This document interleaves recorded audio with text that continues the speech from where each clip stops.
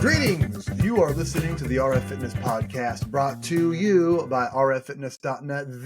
This is the show where I yell about fitness, fantasy, gaming, fatherhood, and everything else in between. I'm your host, of course, Rob Finlayson, the certified elder brother, the fitness coach, and the still dungeon master, but also, again, fitness coach, because that plays into what today's episode is about. I want to make almost like a companion episode to my most recent one where I talk about designing encounters. This is not going to be a D&D focused episode. So again, babe, if you're listening, thank you for your constant patronage. But this is not going to be just about Dungeons and Dragons. It's actually going to be sort of a double sequel episode, not just to last week's episode, where I talk about how I build encounters for Dungeons and Dragons, how I run them, and why I think it's good, but also to an episode I made several episodes ago, about how you do anything is how you do everything. And I was thinking a little bit about that episode that I made last week, because I released that, I think, on a Thursday, and then that Friday night, I ran D&D for my Learn to Play group of kids.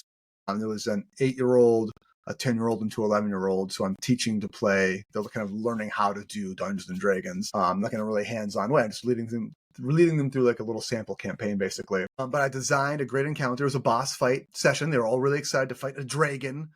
Okay, it's 4 level 2 characters with a 5th NPC cleric. So they have healing available to them, right?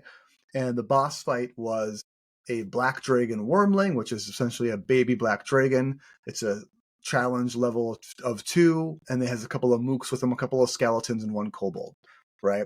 So not I think, a deadly encounter necessarily for them. And I did all the things I talk about in the episode, where there's a lot of context, the scene is alive. I'm taking into consideration like the player characters' like abilities and what they are able to do and what they probably will do, or what they probably should do, I think, is what I should say. Then I ran the encounter, and it was a total mess. The kids just couldn't get it together. No one's acting right, basically. Their characters are built just fine. They just run them very poorly because they're children who don't know how to play, right? So it's like initiative starts, and immediately the dwarf fighter, who has the most armor, the most health, he says, I'm going to fade to the back corner of the room and use my longbow. And like, this character's built to be up close swinging a sword. He's like, I'm going to use my longbow because he doesn't want to get hit by dragon attacks. This is the second or third time he's done this, and it always fails. Anyways, he's in the back. The wizard's up front because the kid doesn't want to read the spell descriptions. So it's just like, I'm just going to stab it with my dagger. You have 9 health, my guy. You're like an egg. And then the other 2 characters are both rogues, and neither of them are maneuvering in a way that gives either of them advantage or anything. So they're not even using their sneak or their sneak attacks effectively or at all. No one's doing anything, just kind of scattering. So anyways, what I came around to after thinking about how that session ran was that the missing ingredient, what I was really talking about in that running good combats, is players who really know what they're doing, who will act in a somewhat predictable way. I didn't get that here. So the combat, the kids still had fun and was a good session. And, I wound up giving them a deal where the dragon knocks out all but one of them, and then entreats the last guy and says, like, hey, here's the deal. I'll let you and your friends go if you give me all your gold. And the kids are like, oh, no, my gold, dude. I don't give them my money. I have so much money. Which, first of all, these kids had no money. They've been in a dungeon this whole time. All the treasure is in the dragon's room. Well, they can't fight because they can't get their shit together. And then the dragon says, well, I'll give you another deal. You can keep all your stuff if I can keep one of your friends as a snack for me. And then they wound up just giving them money and taking the kids out. And then they went to town, and they had to take some other jobs, whatever. It all worked out, guys. These kids are still having fun. They are still learning not just how to play Dungeons & Dragons, but hopefully some important lessons about how to play Dungeons & Dragons. So that led me into this week thinking about programming my workouts. Not just my workouts specifically, but your workouts, actually, the clients, you guys, and how I apply the same process to building out a workout and then building out like an overarching program, a long-term plan. That process looks very similar. It's strikingly similar to planning an encounter, planning a session, and planning like a campaign for Dungeons and Dragons, because after all, how you do anything is how you do everything. So I got a 5-step little thingy here that I just jotted down because all this stuff happens top of mind usually. Welcome. This is, in many ways, is going to be a behind the scenes show. Welcome to behind the scenes. If I'm writing an outline for an episode, it's usually 5 minutes before I begin recording. So step 1 in both things, when I design a workout, how I be programming and how it's like running combat, step 1 is to have a process and an end state in mind. Every workout has a point, and that point leads to what the point of the program is, right? So, and also like when I have the end state in mind, to work backwards from that, right? So when I wrote my D&D campaign, my homebrew campaign several years ago, the Silverjaw Slayers, I had an ending in mind and I wanted to move backwards from there and plan everything out from that. That's like a classic storytelling tip, I think. And you do the same thing with personal training, with fitness programming. I have an end sight in mind for a client because they've come to me and told me, hey, I want to lose weight, or I have like a sore back all the time, or I want to look good in a t-shirt and not hurt my knees when I go up the stairs. These are actionable goals, which is also why part of my client intake process involves a lot of questions asking for specifics, like what do you want to, what have you already tried, what do you want to stay away from, what do you have experience with, like what specifically makes you feel better about this, like what specifically do you want to do, not just how much do you want to weigh, it's like what do you want to do with that. So it's like, yeah, I want to lose weight, but really what I want to do is I want to be able to teach my kid how to ride their bike and not like have to be helping, not have a heart attack doing that. Who's like, okay, got it. So you need cardiovascular ability. You need to have enough weight off your body so that your knees, hips, and ankles can travel quickly. And you need to have the core strength and upper body strength so that you can like physically manhandle a child on a bike. We've been working with Olivia on bike riding lately. So, and how that works is it's not random, right? It's not random, and it's not cookie cutter either. It's not the opposite of random either. There's going to be a bit of individualization with everything, but generally there's like certain things I'm going to hit in every session and every workout and every program, steps, milestones. Part of program design is having that SMART goal, the T being time-based, time-bound. So if they say, if someone comes to me now in late October and says, I want to help my kid ride their bike, it's like, okay, well, bike riding season is in like 10 months or whatever, 9 months, 6 months, 7 months. It's a ways away. We have time. So if you need to lose 80 pounds by then, we may be able to do that, but we're going to get you very, very close. And we're going to get you a lot better. I'm going to make sure that you have the physical ability to do the thing you're telling me you want to do by that time. Right. So there's a point. So that informs not just how we plan, like how we time things. Like we're going to spend so much time on strength. We're going to spend so much time on endurance. We're going to spend so much time on like calorie deficit and weight loss and talking about nutrition and stuff like that. It just gives the context for not just what the client or the player will be doing, but what I, the coach, this DM, will be planning on. And that is step 2, is to assess the context, which includes client ability, client interest, time, money, space, potential history, potential preferences, right? I have a client who has general performance and like strength gaining and weight loss goals, but she loves sprinting. So I'll make sure we get lots of sprinting in those sessions because they're engaging and it checks the boxes of what they want to do while also being something that I know they like to do. And the best workout is the one that you're going to do more than once. It's the one that you can come back to, right? So it's where we put the things in that the people like. Again, just like with building Dungeons and Dragons game, like I have to know my player classes. Like it's not my job to know what your spells do, but I know that you have them.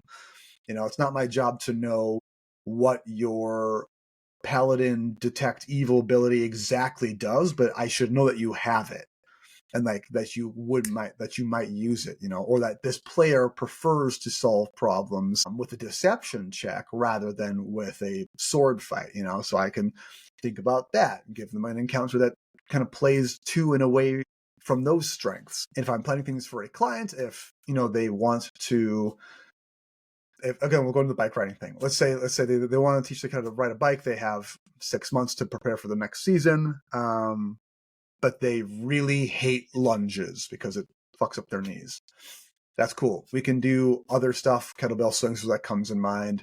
If you have a TRX and supported or a bar supported, squats, sitting and standing to a chair with or without weight, we're still going to be able to strengthen those legs and the muscles around the knees, around that joint, without necessarily putting a lot of strain on the affected pain point, so that we can still check the boxes and not have to suffer a lot of excess discomfort and pain that might go along with sort of ignoring what the client wants or what the client tells you and giving them a completely chaotic, unplanned random session or a completely rote, unappetizingly cookie cutter copy paste session, right? So I'm not going to run my D&D exactly the way the book says, and I'm not going to run my D&D exactly the way that like Matt Mercer runs it, right? So I'm somewhere in between that. Not that Matt Mercer is completely chaos, but it's just a completely other way of doing it. He doesn't do things by the book either.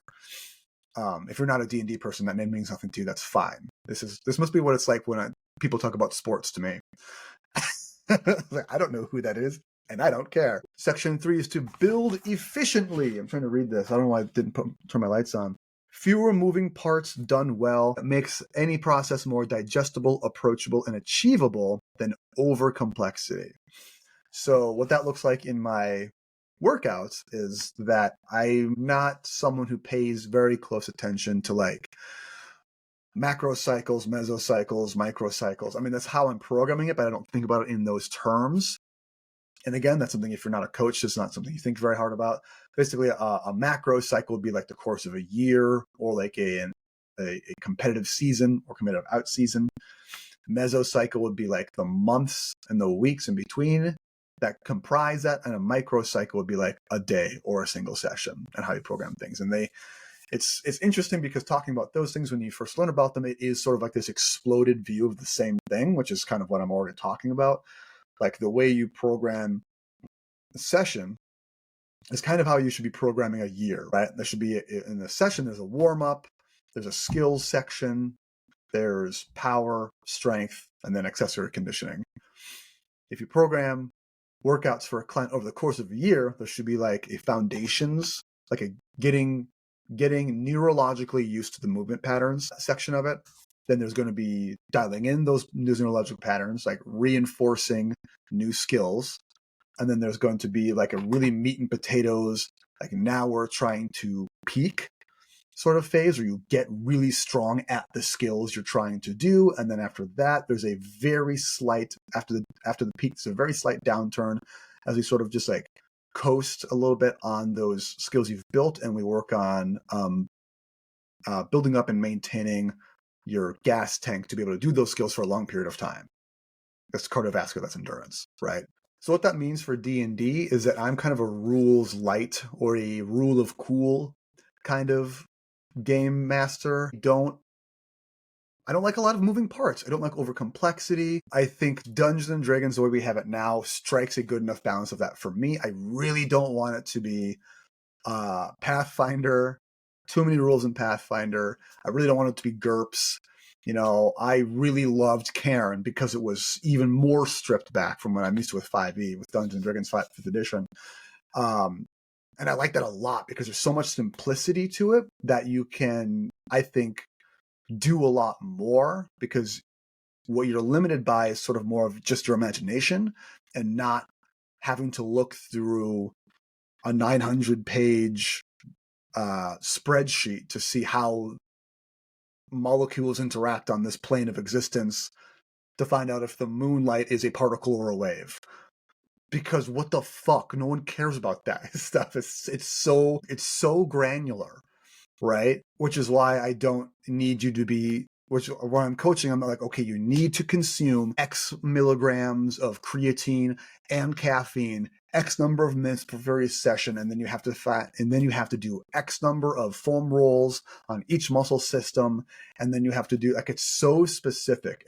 And for me, this shouldn't come as a surprise to you guys. I'm more about just like get the movement in. That's what matters. One of the things that I think probably bugs out some clients sometimes, if I'm training them in person, is like, we'll be doing especially kettlebell movements because they're new. People don't know much about them, and I like them because, again, they're very uncomplex. They get a lot done doing very little.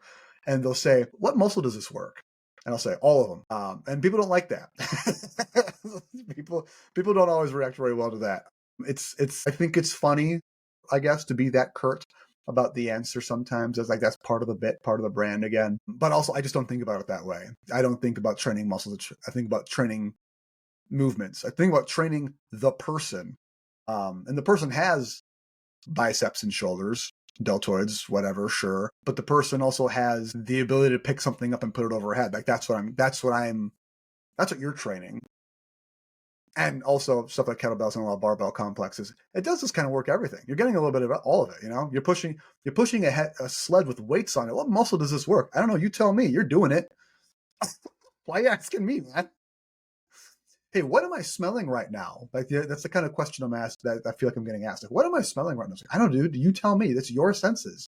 You are perceiving this experience, not me. Anyway, I digress.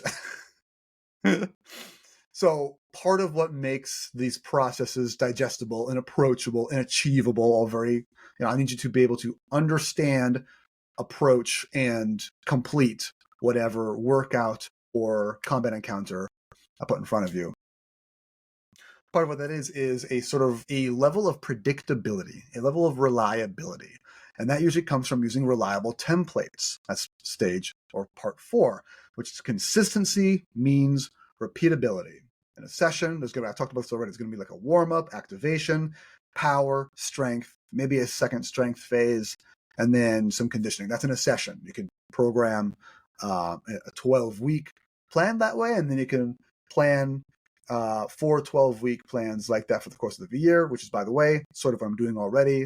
A big part of why I was thinking about all this programming style stuff already today is because I'm in the process of putting together brand new programming blocks for Quest groups next year in 2026. So I guess this is now an ad for Quest groups is coming back in 2026. You might have noticed I haven't talked about it really at all this year. That's because my ability to maintain a program of that level of specificity fell all the way apart when I took up a 3rd, 4th job. and now I'm in yet another month of time of transition here. So it's just been a lot of rolling with the punches here. At the beginning of the year, I said I wanted to lean in. That's what I'm doing. And that still has a few pain points with it, but I'm working on it. So anyways, Quest Groups 2026 coming up, new format. That's what I'm thinking about this programming stuff.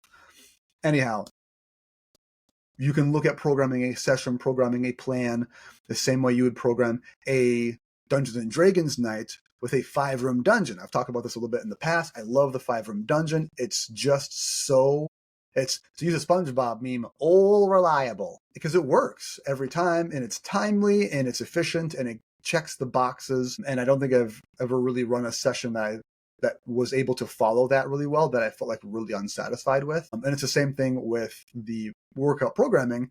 Like, I followed the same template back when I was still doing spicy Sundays at Soda. I do the same exact template every session, every Sunday, every week. And I would even do the same warm-up every week for a month. I'd only do one warm-up a month because I don't want to think that hard about it, because it checks the box and because people like to get better at something, and that means you have to see it multiple times. And for a lot of people, we can start the session off strong by doing something you're familiar with and good at. That makes you feel good. This makes you want to do more.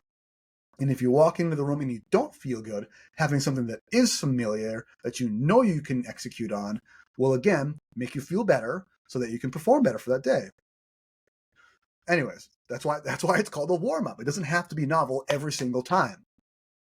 Consistency works, okay? For a reason. Anyhow, that's your 5-room dungeon session. And then lastly, number 5, deliver with gusto. And this goes for the Dungeons and Dragons and for the fitness programming.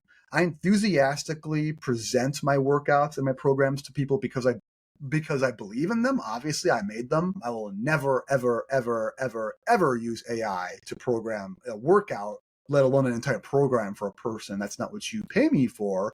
Wow. I don't think that's a thing any professional in my job should be doing. That's not what people are paying you to do. If they wanted a Chat GPT fucking program, they could just do that themselves. I'm gonna try really hard to climb off this soapbox right now. I don't want. You get one per episode, Rob. So I enthusiastically present my workouts and programming because I believe in it, because I know it can work. I've seen it work. And I think it can be not just effective, but engaging and at least kind of interesting, right? Because I've done the work of having the process and an end state in mind. So I know that we can tie back what we're doing now to your end goal. I know that we've assessed the context of the client, your interests, your abilities, what you have available to you. So I know that what we're doing now is not something that is impossible for you to do or to find interesting. I've built it effectively and efficiently so that if there's something that we need to be changed with it, we can just swap something out because we've been using this reliable template. You see how it all comes together? You see how you do anything is how you do everything? Because again, the best workout in the world is the one you're going to do repeatedly.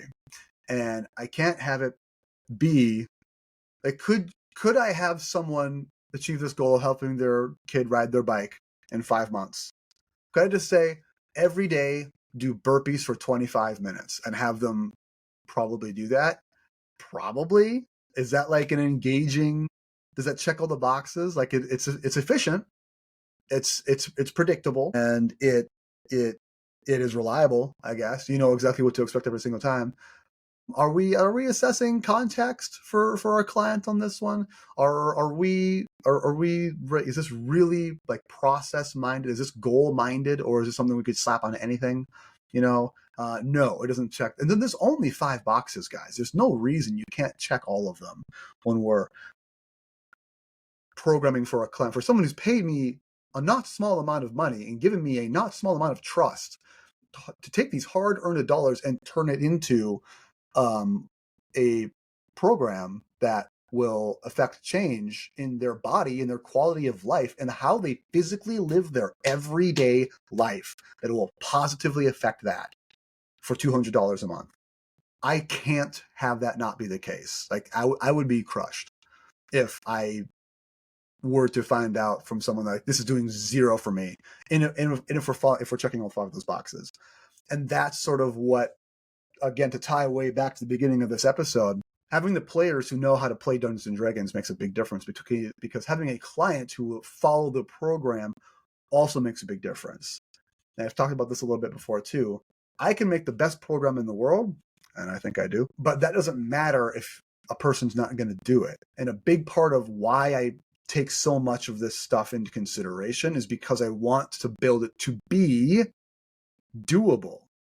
If I have someone who lives in a very remote area, say very rural, there's not a lot of infrastructure resource. They don't have access to a gym. You can't just go join an Anytime Fitness. Their town doesn't have one. But they have a few dumbbells in their basement already. I can order a kettlebell from Amazon and have it here in 2 weeks. Now I honor that. I need to honor that you don't have access to everything that everyone does. I have people, like, so much of my own workouts that I do in the Brojo here, I have so much equipment that I spent years and thousands of dollars putting together. So much of it is honestly collecting dust so much of the time because I don't want to use resources in my workouts that my clients won't easily have access to. Because I want to be in that mindset of like, here's what I'm doing here for myself needs to be something that can be helping other people. And I guess you can crack that wide open as a psychologist if you really, really want to. We're not going to get into that this episode because I'm trying to keep it around 30 minutes. But that's the type of integrity I really strive to maintain when it comes to my programming, my business acumen, like how and why I run RF Fitness the way I do, and like the value that I want to be able to provide to people as a coaching service. And as a dungeon master, the ROI you get from Dungeons and Dragons isn't that you're not making money playing Dungeons and Dragons. That's not why we do it, right? And I think part of what I love so much, unless you're trying to turn into a podcast or whatever, but I'm not. I think something that I find really attractive about playing Dungeons and Dragons on paper and pencil at a table with people is that it really does throw off the yoke, I feel like, of the sort of hyper-capitalist digital hellscape that we live in. Because if the only thing I'm looking at to have 4 hours of unbridled, imaginative human fun with my physical present friends is like a stack of pages and some pens, we're doing that. That's like a revolutionary act. That is a rebellious act to not use a screen, to not use a subscription, to not use a service, to use a pile of dead trees and some ink and some math rocks. And everything else we do, it happens up here in your brain, right? Amazon hates that, dude. Facebook hates that. Wizards of the Coast hates that. That's why they want D&D Beyond. That's why they want D&D 1 to be a thing, man. So, is fitness and Dungeons and Dragons the same thing? In a lot of ways, yes. I think maybe that one thing they unexpectedly have in common is that they are political, and to do them in a certain way is to be inherently rebellious against this capital T, capital S, the system. To again make this a third sequel act to my Fitness as Rebellion episode from last winter. Thanks for listening, guys. I'm going to step off the old soapbox now. This has been the RF Fitness Podcast. Yes, I'm available for online coaching. To find out if it's right for you, head to rffitness.net. That's rffitness.net, and then scroll all the way down to the bottom of the page to see the coaching that I offer. You should do the client application there and hit join the party to jump into our community Discord server for free. Or you can hit me up on Instagram. I got to start plugging that at rf.fitness.online. I'm on Instagram. I don't have a TikTok. It makes me depressed. Our theme music is Funk AF by Everett Almond, distributed by YouTube Studios. Thanks for listening, guys. And as always, keep questing.